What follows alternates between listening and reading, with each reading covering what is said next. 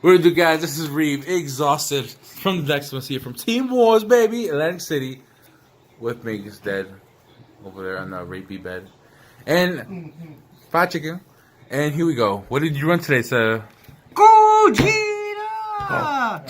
Gogeta! Oh god, he just killed it. Alright, so I'm using the starter deck, GOGETA.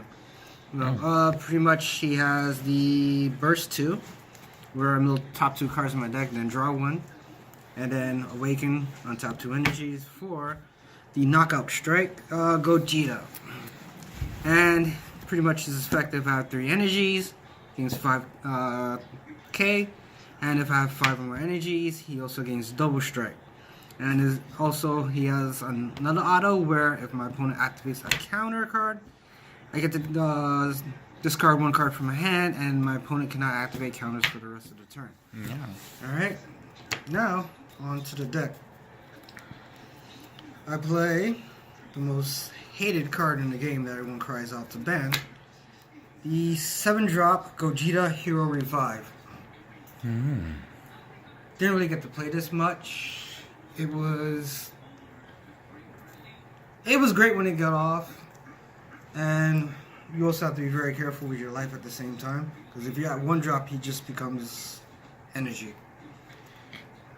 Then I run 2 of the Ultimate Fusion GOGETA. This is a great way to get rid of a lot of threats on the board.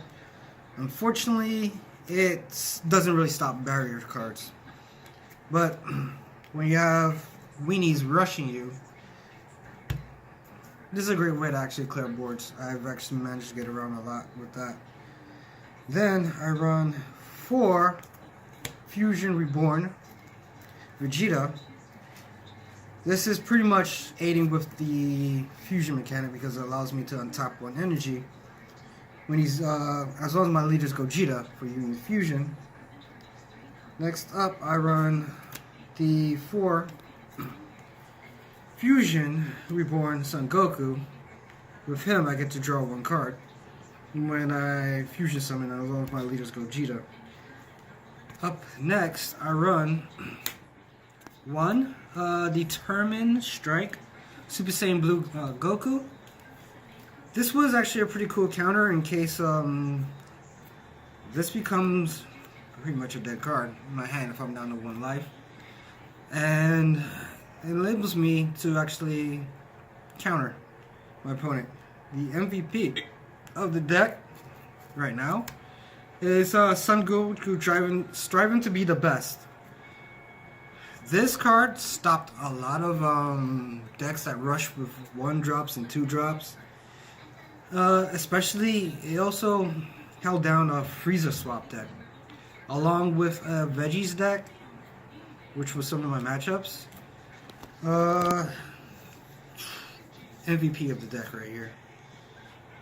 Next up, my alternate win condition was at all costs Vegeta. Everyone knows this effect, so I'm gonna summarize it. 5 energies, pops a card, triple attack, and he gains 3K for the amount of energies that I have on my field. Good game ender. Up next, another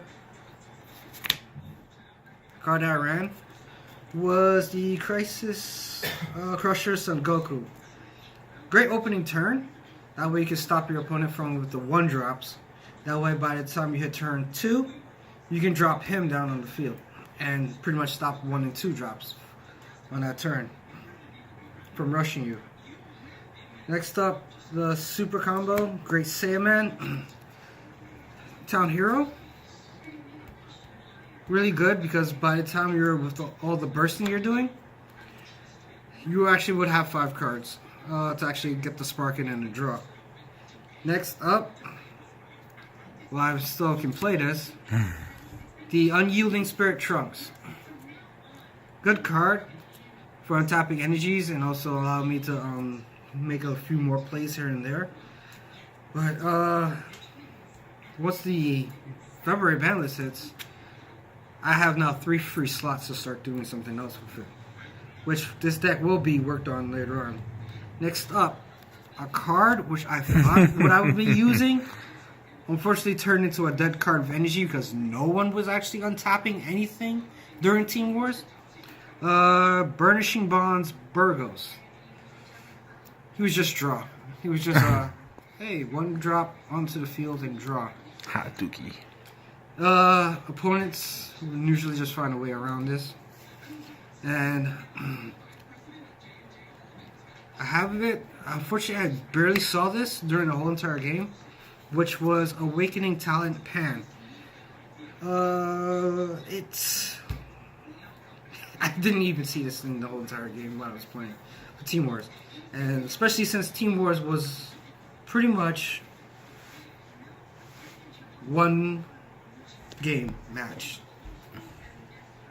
Next up from extra cards, Dimension Magic. Really good card for untapping energies. And if you have Sparking 5, you get to take 1 of your life and you will negate the attack, but the best part about it is if you're tapped out, free energy being awakened. Yes, I run 3 Sensu Beans. Only 3. Why only 3? Real players only need 3. Pretty much.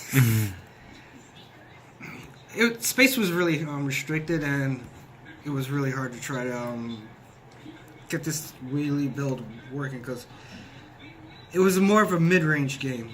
Because my win conditions were pretty much the 7-drop or all costs Gogeta if the 7-drop wasn't able to go off.